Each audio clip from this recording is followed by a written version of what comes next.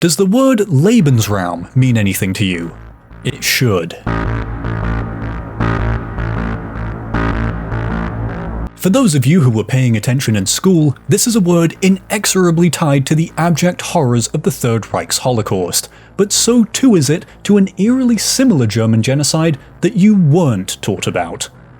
Lebensraum, along with social Darwinism, racial colonization, and genocide, defining concepts in our understanding of that infamous 12-year period in German history, were not just the product of one veterans club for drug-addled sore losers, but instead a continuation of policies practiced while the Nazis were still dumme Kinder. 4 decades before these abhorrent ideas were proudly propagated by Hitler and his Nazis, turned into Europe's most infamous genocide, then pathetically defended in court several years later, they had once culminated in an unsettlingly similar travesty in Germany's short-lived Southwest African colony. The Second Reich's genocide of the Herero and Nama people is now a largely forgotten episode in colonial history. But buried under the much more explosive events of the 20th century is a series of horrors that, in many both fascinating and disturbing ways, laid the groundwork for the brutality the Nazis later perpetrated during their failed conquest of Europe.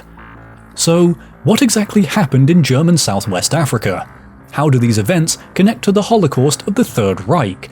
And why has this tragic precursor to one of the greatest human atrocities been all but forgotten in modern times?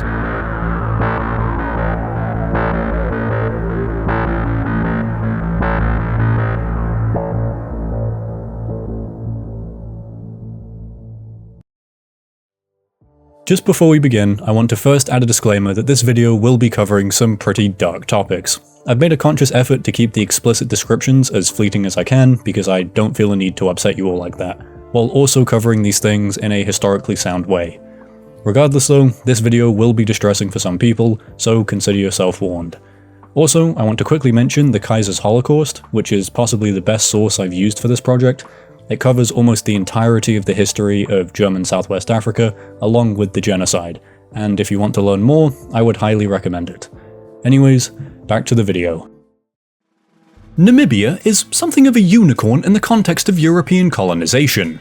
By the 1880s, Namibia remained one of the rare few places in Africa, and indeed the world, to be hitherto untouched by the empires of Europe, thanks primarily to the deserts, mountains, and rivers that surround its fertile central plateau. But that isn't only what makes it particularly unique.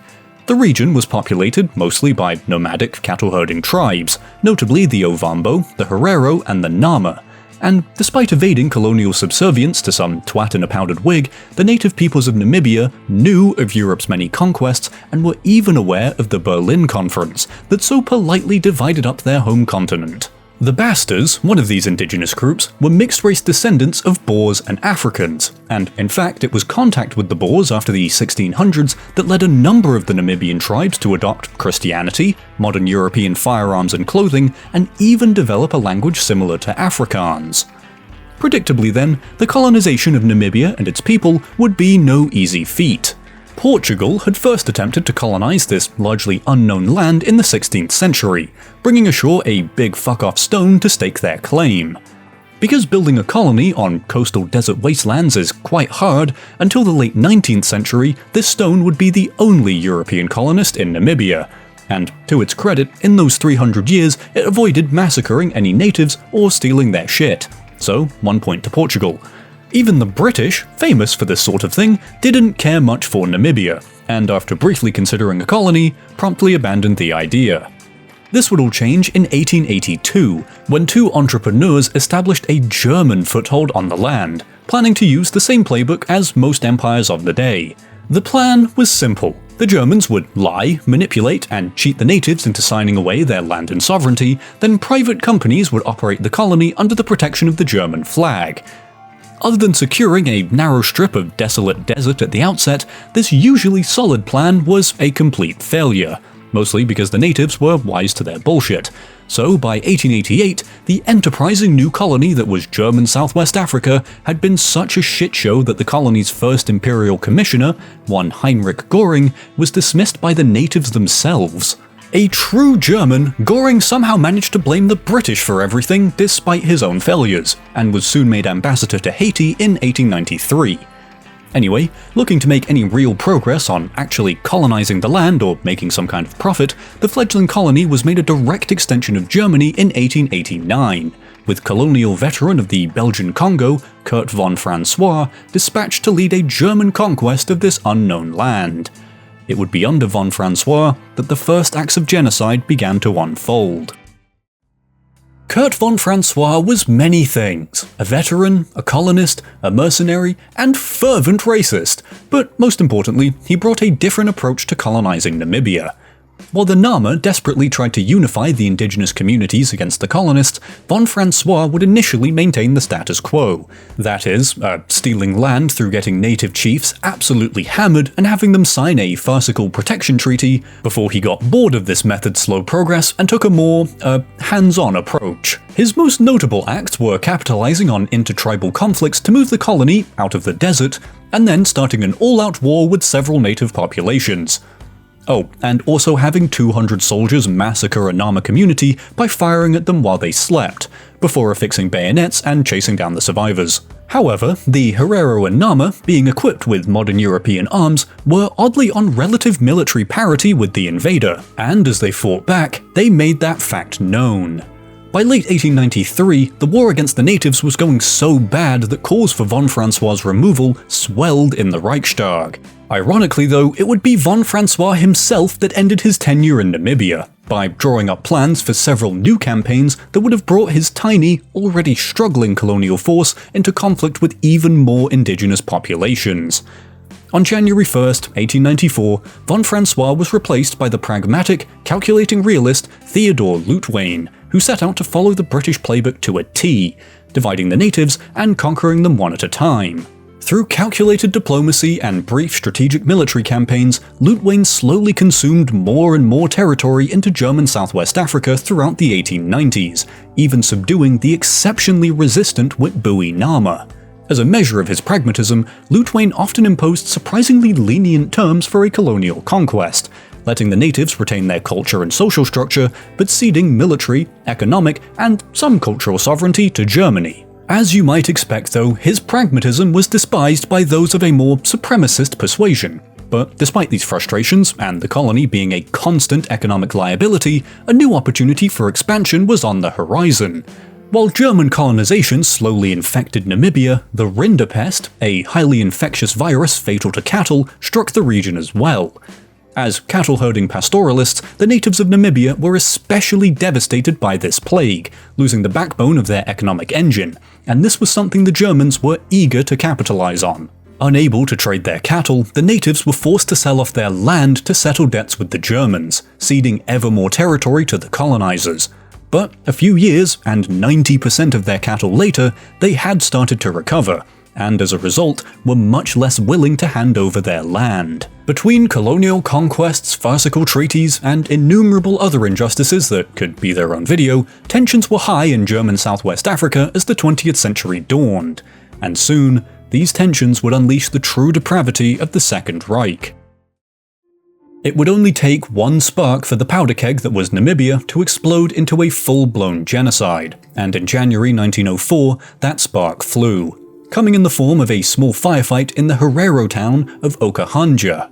It's not clear who shot first, but this act, combined with long-standing grievances surrounding judicial bias, settler abuses, and economic ruin from the cattle plague, culminated in the Herero Uprising.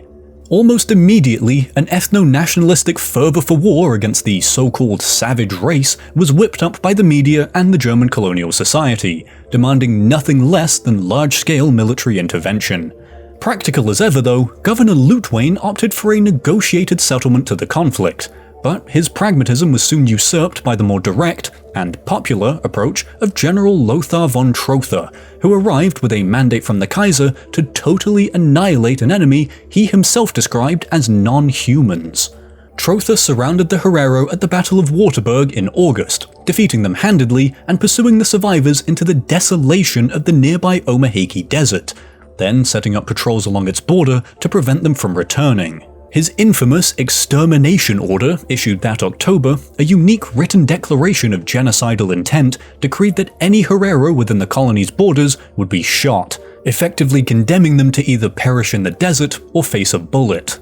Seeing the writing on the wall, the Nama launched a similar uprising, using expedient guerrilla tactics that frustrated the slow-moving German columns, and again eventually provoking a similar exterminatory proclamation from von Trotha. To enforce both of these orders, the Germans set up cleansing patrols of armed soldiers who routinely shot natives of any tribe on sight. Survivors of these campaigns soon became malnourished, and in early 1905, thousands began surrendering, only to be thrown in concentration camps at the likes of Swakopmund and Shark Island. In these filthy, hostile prisons, conditions were about as inhumane as they could be, and by 1907, through a combination of abuse, hard labor, and medical experimentations, the campaigns and concentration camps had exterminated approximately 80% of the Herero and 50% of the Nama, leaving behind a hauntingly depopulated land while reducing those who remained to little more than slaves. All in all, the Herero and Nama genocides were horrific atrocities spawned from decades of colonial agitation. But what does this have to do with the Holocaust? Well, under the surface of this terrible story are a number of unsettling connections to more well-known events that unfolded 4 decades later. The first, and most obvious connection to the later Holocaust are the concentration camps. From 1933 until their collapse, the Nazis established a vast network of concentration camps that is estimated to be as high as 15,000, along with 6 death camps. That is, camps whose sole purpose was the industrial killing of prisoners. This system of slavery and death established by the Nazis is the most remembered element from their genocidal campaign, and for good reason. The depravity that unfolded within their barbed wire walls is almost unfathomable, and the preserved camps remain a living reminder of the millions who perished within their confines. I don't think I need to describe the Nazis' concentration camps in a terrible amount of detail. You certainly know more than enough about them already, and I'm on thin ice here. But these camps were far from an invention of the Nazis. It's well known that the British and Spanish were the first to establish concentration camps during their colonial conquests in the 19th century, and as we've discussed, the Germans in Southwest Africa established them as well. Just as the Nazis would do several decades later, much of the records from these camps were lost or deliberately destroyed, but we can still piece together the horrifying and hauntingly familiar picture. From 1904 to 1907, 5 main concentration camps were established, each located in or near a German settlement where slave labor was most needed.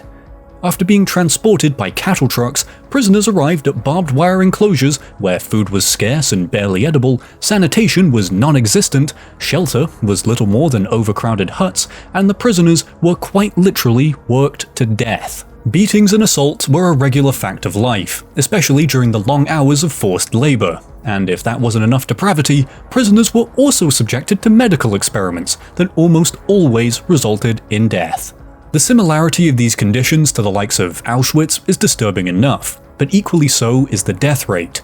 Surviving documents from the Swakopmund camp show that it was estimated that 40% of inmates died within 4 months of arrival, and all were expected dead within 10. By the time the camps were closed in 1908, 90% of those imprisoned had died, and of those who managed to survive, within 2 years, about half of them were dead too.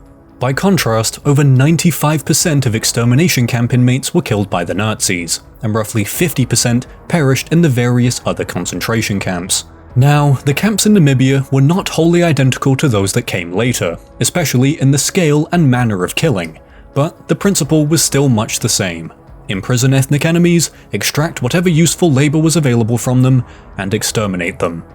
Both were despicable final acts of genocide, and the parallels between these 2 engines of extermination are unsettling even without the more explicit details of the depravity that was unleashed. The Third Reich might be the most infamous concentration camp operator, but they are far from unique in 20th century German history. In addition to the implementation of concentration camps themselves, the bureaucratic manner in which they were run is also a key connection.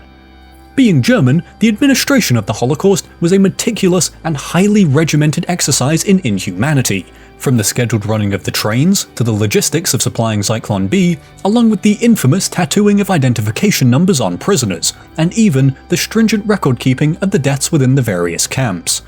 This bureaucratic manner of killing is indicative of just how total the involvement of the German state was in the mass murder the Nazis carried out. And just as the concentration camps were once implemented in Namibia, so too was this bureaucratized form of genocide. While much of the documentation has been destroyed, we have surviving death registers from the concentration camps, documents that chillingly had the cause of death pre-printed on them, denoted as death through exhaustion, bronchitis, heart disease, or scurvy. These eerie documents illustrate that death was expected in these camps, and that the mass death of camp inmates was merely something that needed to be recorded rather than prevented, reducing their suffering down to a formality, just as the Nazis later would. Furthermore, these Herero and Nama prisoners were similarly reduced to just numbers, being given brass identification tags they were forced to wear around their necks at all times. Similar to the arm tattoos implemented in the 1940s, these tags stripped away what last vestiges of humanity the camp inmates were permitted to have: their names. This bureaucratic form of genocide is important for two reasons. The first is the obvious, that this kind of annihilation, while practiced most famously under the Nazis, was pioneered by the generation that came before. The second is the implication that they knew exactly what they were doing. For mass murder to be so meticulous, documented and accounted for demonstrates that the people involved were fully aware of what was happening. There was no confusion for the Germans about their intentions. Those in the camps, be it in 1905 or 1945, were there to perish. Therefore, not only do the concentration camps have their roots in Namibia, but so too does the bureaucratic manner of genocide the Nazis would also later practice. Possibly the most infamous and insane of the batshit ideas implemented by the 12-year Reich were those of racial supremacy. Let's be honest, whole government institutions dedicated to hereditary hygiene are not something well-adjusted people create. The 1935 Nuremberg laws are the cornerstone of Nazi racial policy, legislating the bloodlines of the German people to exclude Jews and other supposed subhumans from society. This series of laws determined citizenship based on Aryan racial purity, stripped it from those with so-called Jewish blood or of mixed race, prevented intermarriage, and relegated them to second-class citizens.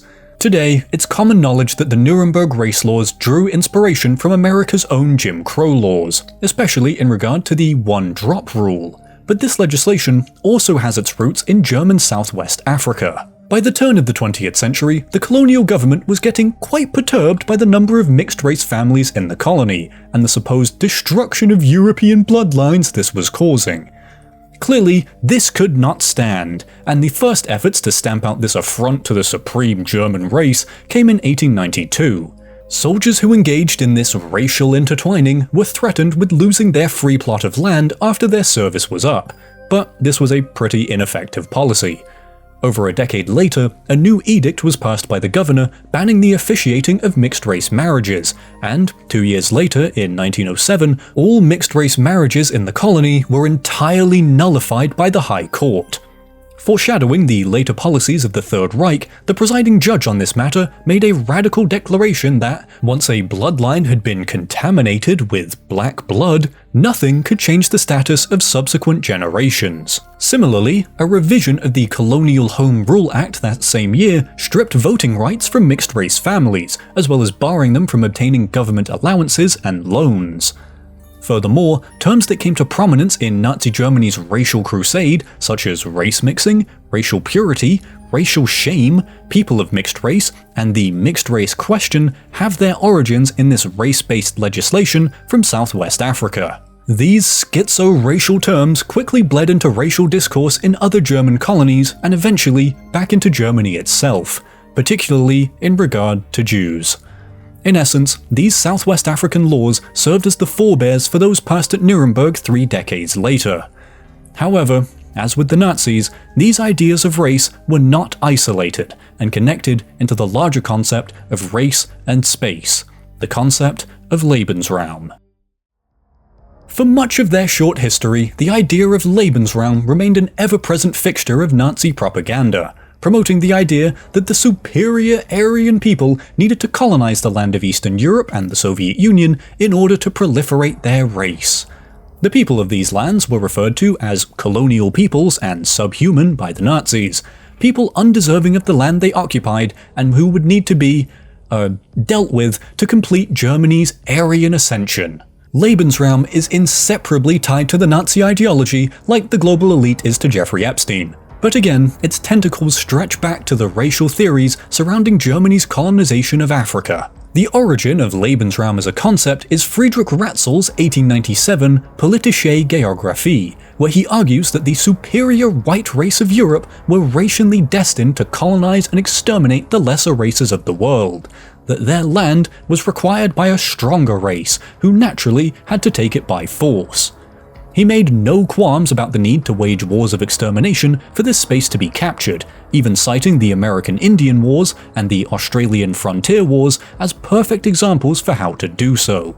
Ratzel himself was a founding member of the German Colonial Society, who, unsurprisingly, were advocates for colonization, and part of his motivation for writing Politische Geographie was to justify the need for Germany's imperial expansion, even singling out German Southwest Africa as the perfect source of Lebensraum for the German people.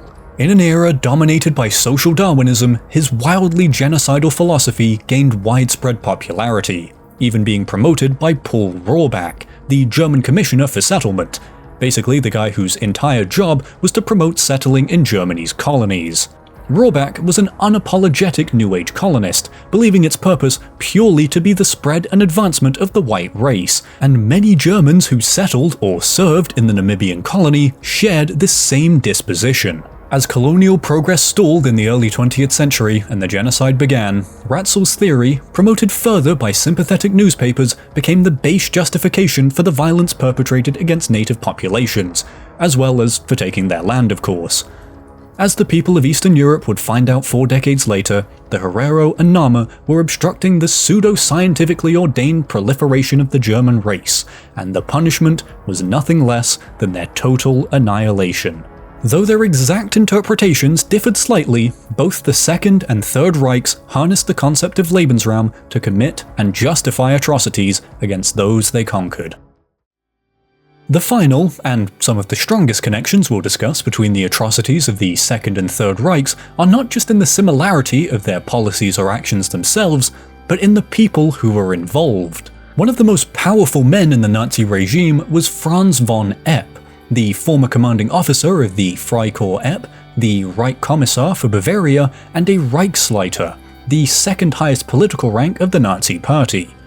Under his leadership, von Epp bears responsibility for the liquidation of virtually all Bavarian Jews and Roma during the Holocaust, and he was more than qualified for this unconscionable job.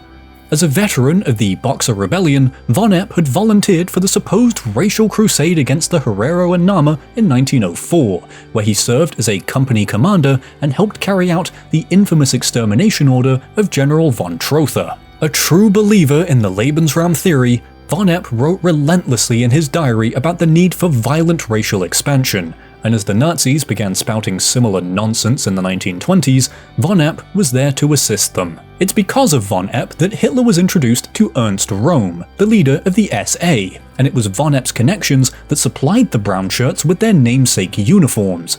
Uniforms that just so happened to be surplus Schutztrupps uniforms formerly worn by von Epp and his colonial comrades in Namibia. Oh, and if that wasn't enough, von Epp was made head of the Reichskolonialbund, the department dedicated to reclaiming Germany's lost empire, Southwest Africa included. Similarly, there was Eugen Fischer, a race scientist and another influential Nazi Party member.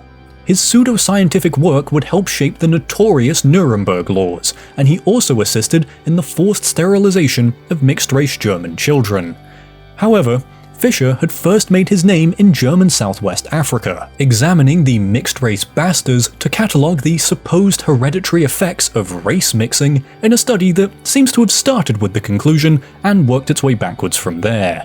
Being a true, upstanding man of science, he would then go on to conduct medical experiments on concentration camp inmates during the genocide, as well as forcibly sterilizing Herero women.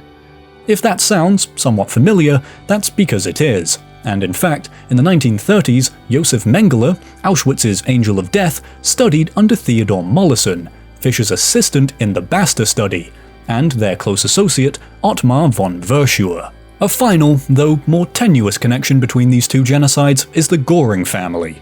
While Hermann made his name as a fighter ace and the drug-addled head of the Luftwaffe, his father Heinrich had been the first governor of German Southwest Africa in the 1880s, and oversaw the initial attempts at colonization before he was dismissed. These are but a few of the human links between the Second and Third Reich's genocides, but the influence from one generation onto the next is unmistakable. Even though German Southwest Africa ceased to be in 1915, the ideas and individuals it helped spawn continued to push Germany itself down a similar road of destruction. Now, that's all to say that there are a number of fascinating and unsettling similarities between the genocides of the Second and Third Reichs. But then, that begs a very critical question. If these two genocides are so similar, why have you never heard of one of them? Well, there are more than a few reasons. While the British would publish a lengthy, damning report on the genocide in 1918, even citing it as a reason why Germany shouldn't get their colonies back after World War I, all copies of the report were recalled and burned in 1927. This was because the ostensibly British colony of South Africa had itself colonized Namibia during the war. The suppression of the report offered a chance to foster unity between the white settlers against the native populations they ruled over, so into the fire it went. In Germany itself, the memory of the genocide was obscured by a wave of post-war nostalgia for Germany's former empire. Works such as Hans Grimm's Volk ohne Raum romanticizing the so-called settler paradise while omitting the very real atrocities it was built upon. Similarly, the military history of the region written by the Germans expunged their roles in the extermination of the Herero and Nama, by claiming they died from natural forces, whatever that means, which conveniently absolved the German state of all responsibility in what had once been an enthusiastic and calculated campaign of genocide. Even at the Nuremberg trials decades later, where you'd probably expect such a similar series of events to be immensely important, the plight of the Herero and Nama was once more omitted. The prosecutors decided that 1914 was year zero for the story of the Holocaust, and that any events prior had no bearing whatsoever. Had they gone back further, not only would the horrors of German Southwest Africa become prevalent, but so too would the similar colonial atrocities of the prosecuting nations themselves, an uncomfortable hypocrisy that no one wanted to confront.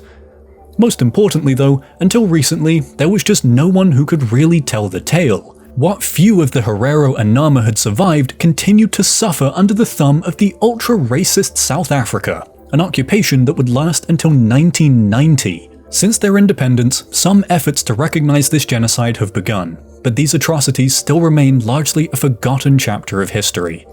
Simply put, for Europe, forgetting this tragedy avoids confronting uncomfortable realities in their history, and those who do remember this depravity have only recently been able to truly come to terms with the brutality their people endured. Why hadn't you heard of this genocide? Because it was simply easier to forget it.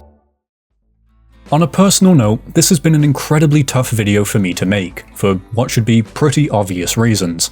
But this was something I felt I needed to share with more people. We are now over a century removed from the horrors that were perpetrated against the Herero and Nama people, and there is still little recognition of them at all, let alone their relevance to the genocide all of us have learnt about at some point in our lives.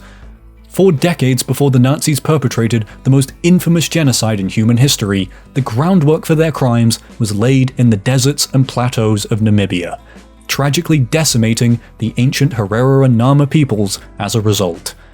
These two genocides are unsettlingly similar, both featuring, among other things, concentration camps, bureaucratized genocide, fanatical racial legislation, the concept of Lebensraum, and several fascinating human connections. It's truly a travesty that these events have been all but lost to history, but I hope that by making this video, more people will recognize the suffering that took place in Namibia and just how significant the genocide of the Herero and Nama is. There is much more to this story than I could possibly cover in one video, in both the colonization of Namibia and the connections between the two genocides, as well as the institutional extremism once prevalent in German military culture. And if this topic was interesting to you, I'd love to cover all of this in more depth. I've also had to cut a lot of content for just being too brutal or upsetting, as I didn't want the point of this video to be undercut by shock value. If this topic has interested you as much as it has me, I will leave a wealth of excellent resources in the description below, so you can explore this tragedy in more detail for yourselves. I know this was a darker piece of history than I usually cover, but I felt that it was an important topic nonetheless, and I just want to say thank you for watching. I'll be back with more firearms content soon, and I'll see you in the next one.